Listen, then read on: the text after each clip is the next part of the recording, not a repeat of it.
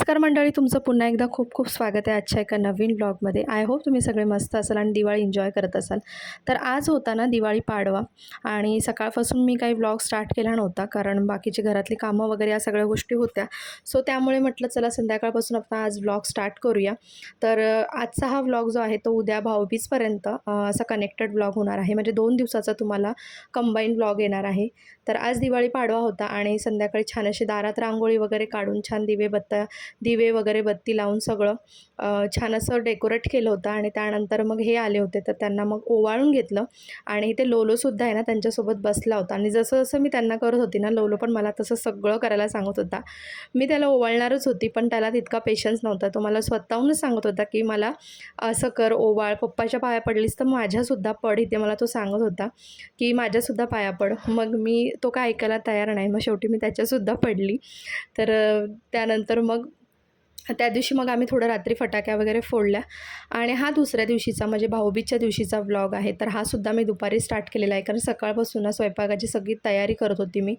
तर दुपारी भाऊ दोघंही आले, वहिनी आली, त्यानंतर भाची आली, जेवण वगैरे आमचं आवरलं. त्यानंतर छान असं ना फालुदा आईस्क्रीमचा आम्ही ना सगळ्यांनी आनंद घेतला. आणि मग निघायच्या वेळेला त्यांच्या संध्याकाळी 4-4:30 दरम्यान मग आम्ही ओवाळणी करायला घेतली. तर इथे सगळ्यात सुरुवात आधी जी आहे ते युवीनी केली होती प्रज्ञेला ओवाळणीपासून. आणि ती स्वतःहून ओवाळत होती. आता पहिल्यांदा कशी लहान होती तेव्हा ती माझी किंवा मग तिच्या मम्मीची मदत घ्यायची. पण आता ती मोठी झाली आणि आम्ही तिलाच सांगतो की तुला जसं जमेल तसं तू कर, पण तू स्वतःहून तुझ्या भावाला ओवाळ. तर इथे छान दोघं एकमेकाशी बोलत ओवाळणी करून घेतली. त्यानंतर ती पाया पडली प्रज्ञेच्या. आणि इथे मग आली लोलोची वेळ. तर लोलोसुद्धा सगळं छान असं करून घेत होता. आणि तो ॲज युज्युअल ना दादाला फॉलो करतो. सो त्यामुळे ना दादाने जसं केलं ना तसं त्यानेसुद्धा केलं. इथे युवीच्या पाया वगैरे तो सुद्धा पडला, तुम्ही बघू शकता. आणि खूप छान दोघांचं बॉन्डिंग आहे भावा बहिणीचं. आणि सगळ्या भावा बहिणींचं बॉन्डिंग असं छानच असतं नेहमीच. आणि तो इथे माझ्याकडे मग गिफ्ट देण्यासाठी दीदीला मागतो आहे की मला पण दे. दादाने दिलं, मग मलासुद्धा द्यायचं आहे दीदीला. मग मी माझ्या भावालासुद्धा ओवाळून घेतलं. तर त्याच्यासुद्धा मांडीवर जाऊन तो बसला. आणि तो असं ना हल्ली असंच झालं आहे, कोणाचा बड्डे असू दे, काही ओवाळणे असू दे, त्याला खूप मजा वाटत असते. तो सगळ्यांच्या मांडीवर जाऊन बसत असतो. तर इथे पण तो बसला आहे बघा. मी औक्षण वगैरे करून घेतलं आणि ओवाळणीसुद्धा करून घेतली. तर यावर्षी ना दोघंही भाऊ एकत्र आले होते. गेल्या वर्षी थोडं दोघंजणं मागे पुढे झाले होते, पण यावर्षी दोघंही एकत्र आले होते. आणि अशा वेळेला ना ज्या दिवशी भाऊबीज असेल त्यावेळेला दोघंही अवेलेबल असतील ना तर खूप छान वाटतं आपल्यालासुद्धा एकत्र भाऊबीज करायला. तर आणि यावर्षी आई नव्हती, कारण आई जी आहे ती गावी आहे सध्या, त्यामुळे ती नव्हती आलेली. तिला आम्ही खूप मिस करत होतो. आणि बाकीचे सगळे घरातले जे होते ते सुद्धा आले होते. तर आता मग छोट्या भावालासुद्धा ओवाळणी करून घेते. इथे माझ्या मोठ्या भावाने मला ना यावर्षी खूप सुंदर असं गिफ्ट दिलं होतं. 12 वर्षात त्यांनी पहिल्यांदा मला असं छान गिफ्ट दिलं. दरवर्षी ओवाळणी वगैरे या सगळ्या गोष्टी असतातच, पण मला असं एक्सपेक्टेशन नव्हतं की यावर्षी तुम्हाला इतकं सुंदर गिफ्ट देईल. ते मला खूप आवडलं गिफ्ट. आणि ते गिफ्ट काय आहे ना तुम्हाला नक्कीच सांगेन मी पुढे. आणि इथे बघा छोट्या भावालासुद्धा मी ओवाळणी करून घेत आहे. आणि त्याने यावर्षीसुद्धा मला ॲज युज्युअल जे आहे ते गिफ्टमध्ये ना पॅकेटच दिलं होतं. तर तो त्याचं नेहमी असतं की तुला तुझ्या चॉईसने जे काही घ्यायचं आहे ते घे, कारण आम्ही जे काही घेऊ तर तिला पसंत येणार नाही, असं त्यांचा कन्सेप्ट असतो. त्यामुळे मग ना ते मला असं कॅशच गिफ्ट करत असतात आणि तुझ्या चॉईसने घे असं त्याचं असतं नेहमी. आणि इथे मग छान असं मी भाऊबीज सेलिब्रेशन केलं. त्यानंतर मग मी त्याला खाली जाऊन ड्रॉपसुद्धा केलं. मंडळी, तुम्हा सगळ्या बहीण भावांना माझ्याकडून भाऊबीजेच्या खूप साऱ्या शुभेच्छा. तर आज भाऊबीज आहे आणि आमची भाऊबीज जी आहे ती झालेली आहे. दुपारी माझा भाऊ, दोन्ही पण भाऊ आले होते. त्यानंतर छान असं त्यांच्यासाठी स्वयंपाक बनवला होता. हो, मस्त असं स्वयंपाक एन्जॉय केला. त्यानंतर मस्त फालुदा आणि बदाम शेक आम्ही एन्जॉय केला. आणि आता संध्याकाळी म्हणजे 4-4:30 दरम्यान छान अशी आम्ही तयारी केली आणि भाऊबीज जी आहे ती केली, कारण त्यांनासुद्धा लांब जायचं होतं. आणि माझी जी वहिनी आहे तिलासुद्धा तिच्या घरी म्हणजे माहेरी जायचं होतं भाऊबीजेसाठी. सो त्यामुळे मग सगळं आवरून घेतलं आणि आता जस्ट त्यांना मी खाली ड्रॉप करून आलेली आहे.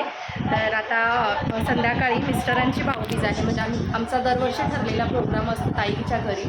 सो तिकडे जाणार आहे. त्याचबरोबर प्रज्ञाचं आणि लोलोचंसुद्धा भाऊबीज आहे संध्याकाळी. तर त्यांच्याकडे सुद्धा जायचं, म्हणजे तिकडेच ताईच्याकडेच जमा होतात सगळेजण, तर तिथेच करायचं आहे. त्याची दिवाबत्ती, रांगोळी वगैरे या सगळ्या गोष्टीसुद्धा आहेत. तर चला आता पटापट सगळं फ्रेश होते मी आणि संध्याकाळच्या तयारीला लागते.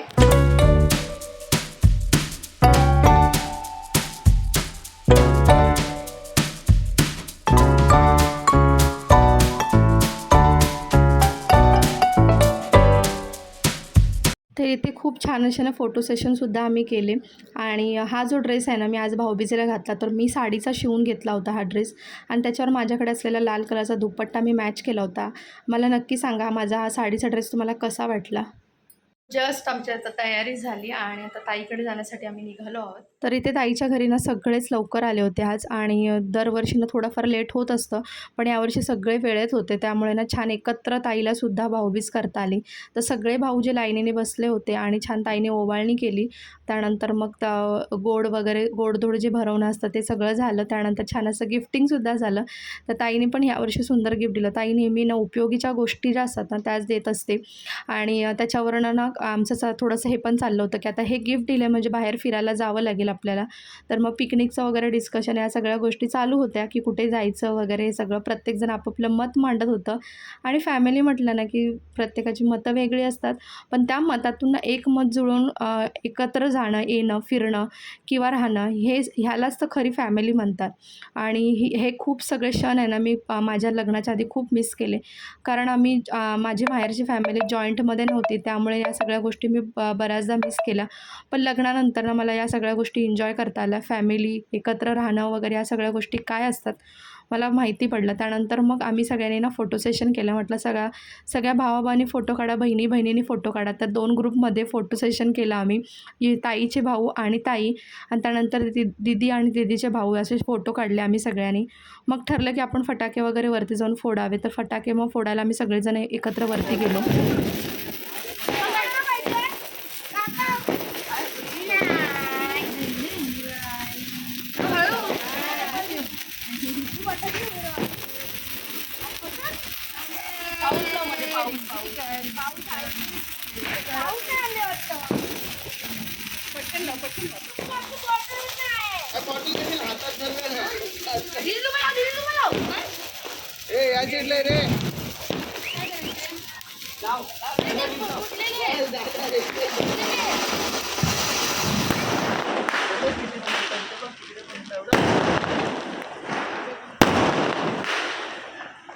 छान असे फटाके आम्ही फोडले. त्यानंतर मग आम्ही घरी आलो आणि आजचा दिवस खूप छान गेला. आमच्या बिल्डिंगच्या खाली इथे ना रायगडाची प्रतिकृती बनवली होती, तर तीसुद्धा तुमच्यासोबत शेअर केली, तुम्हाला पाहता यावी म्हणून. आय होप तुम्हाला आजचा व्लॉग आवडला असेल आणि मला भाऊबीजेला काय गिफ्ट मिळालं किंवा पाडव्याला काय गिफ्ट मिळालं या सगळ्या गोष्टी तुम्हाला येत्या व्लॉगमध्ये नक्की शेअर करेन.